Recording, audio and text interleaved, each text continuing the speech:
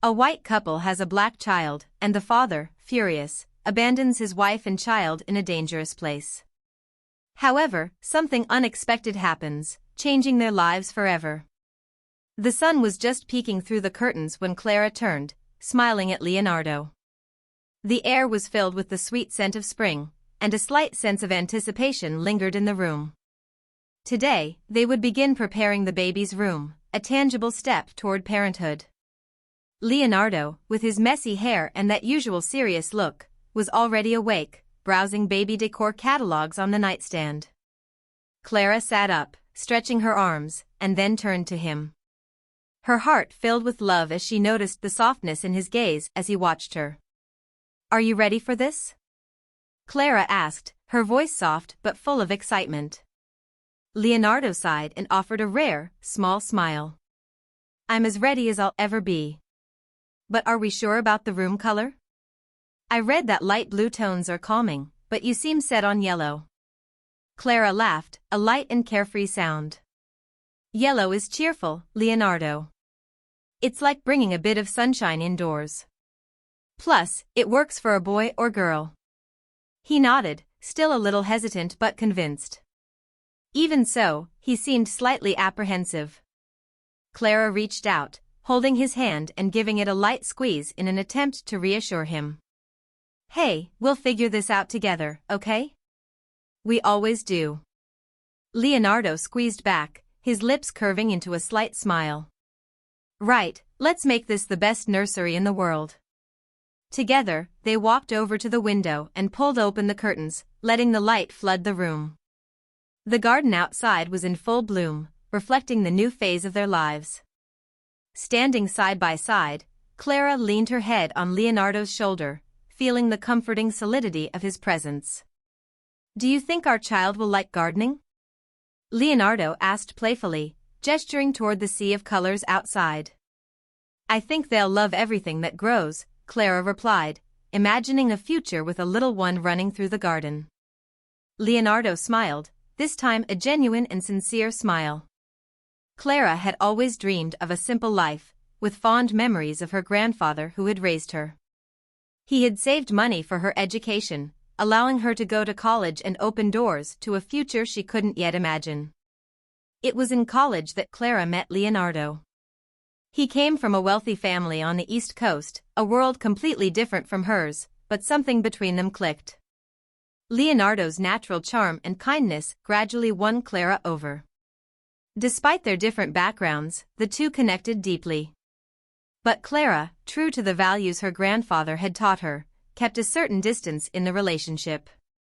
Leonardo wanted to rush things, but Clara insisted on taking it slow. As the months passed, their relationship grew, and one day, Leonardo surprised her by proposing. Clara, with reservations, accepted, moved by Leonardo's unwavering commitment and the love that was growing inside her. The wedding was simple, and life together seemed perfect until the baby was born. In the delivery room, when the baby was born, a strange silence filled the air. The obstetrician seemed surprised, and when the nurse handed the newborn to Clara, she felt only happiness and love. But when she looked at Leonardo, she saw that something was wrong. He was shocked, his expression full of confusion. "Why is his skin black?" Leonardo asked, his voice filled with disbelief and anger. Clara, still under the emotional effects of childbirth, was confused. "I don't know, Leonardo, but he is our son," she replied. But Leonardo, blinded by shock, couldn't accept it. "Are you hiding something from me?" he asked, his voice rising in accusation. Clara, holding the baby closer to her, tried to explain, but Leonardo stormed out of the room, muttering that he needed air. The following days were tense. Leonardo barely spoke to Clara and seemed increasingly distant. Then one day, he suggested they take a trip, taking Clara and the baby to an unknown place. As they drove down a winding road toward a dense forest, Clara began to feel a chill down her spine. They stopped in a clearing, and Leonardo, with a serious expression, said he needed to grab something from the car and would be right back. Clara waited, but the sound of the car starting caught her attention. When she looked back, she saw that Leonardo was driving away, leaving her alone with the baby in the forest. Desperate, Clara tried to run after the car, but it was too late. He had abandoned them. Sitting on the ground, surrounded by darkness and fear, Clara cried, but she soon decided that she needed to be strong for her son. Then, something unexpected happened. A dog appeared, followed by an older man who found them.